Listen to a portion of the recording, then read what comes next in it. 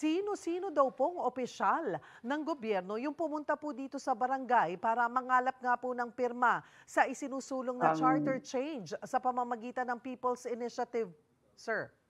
ang paabot sa amin ano, ng Mm. aming chapter, so yung sa Gubat ay ang nag-ikot daw ay yung barangay kagawad at may kasamang abogado from the Office of the Governor. At one time daw doon sa isang opisyal no, ng ating organization na habang nagpapapirma at kinukumbinsi sila, ay tumawag daw si Second District Congressman Fortes, no? At nagtatanong kung ano na update doon sa pagpapapirma dito sa Chat-Chat. Kaya yun po yung nakarating sa aming opisina. Opo, pero ipinapaliwanag daw ba nila kung para saan ang form at anong bahagi ng konstitusyon ang papalitan? Walang gano'n, mas ang ano nga ay tinatago kasi Ah, yung pagpapapirma daw doon sa mga mamamayan ay para daw sa ayuda. Meron daw pangako ang Office of the Governor na mayroong ayudang ibibigay kaya kinukuha yung perma.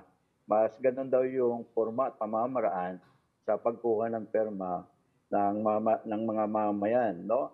aha. Kaya meron, no? Merong 10 na member ng aming organization yung nakapirma dahil doon sa panlilinlang na dahil daw doon sa ayuda. Oh, okay. Kasi po sa ibang probinsya nga, gaya nga po ng Albay ano, may report na nagbibigay ng kapalit na 100 piso kada pirma.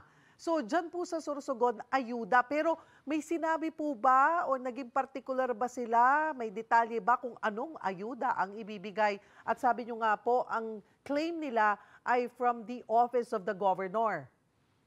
Mm. Na sa yung pagtanong ko ano, pagsisiyasat, walang specific kung Aha. anong ayuda yung ibibigay o ipinapangako para lang pumirma yung mga mangingisda doon sa gubat. Mhm. Nanindigan ho kayo na hindi pumirma sa form yung mga miyembro ng pamalakaya sa Gubat, Sorsogon. Pero sabi nyo nga po, may nakapirma na gaano po karami? 10 yung nakapirma ayon sa nakaabot sa amin na report, no, Oo. ng aming chapter sa 350 members Opo. ng mga mangingisda sa gubat, 10 dito yung nakapirma.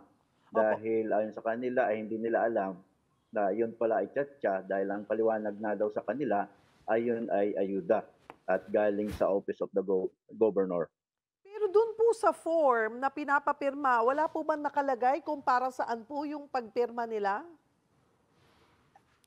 'Di ko ano yun, Walang 'di ko alam detalye. pero mas gano'n yung sagot nila sa akin nung tinatanong ko kung meron bang pagpapaliwanag at binasa niyo ba yung form, pinaliwanag ba sa inyo yung form.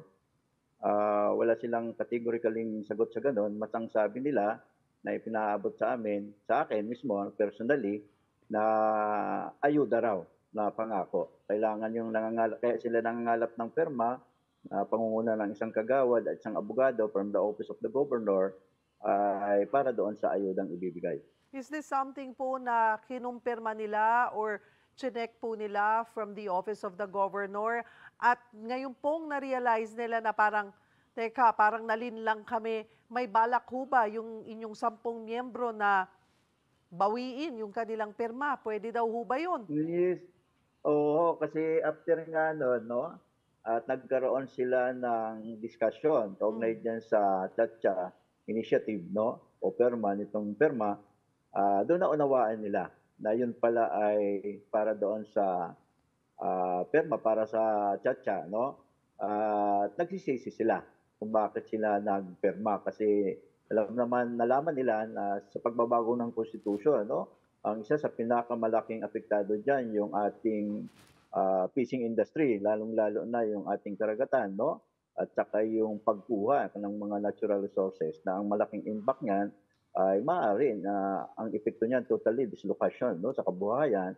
at tirahan ng ating mga mangingisda, lalong-lalo na sa ngayon 'no, nagaganap yung malawakan at massive na irreversible na impact 'no, ng mga dredging and reclamation ng mga foreign investor, kung bibigyan pa natin sila ng 100% owner ng negosyo at paggamit 'no, at pagkuha ng ating mga natural resources, eh, paano na kaya 'no? yung mangyayari sa ating bayan at sa ating mga mangingisda.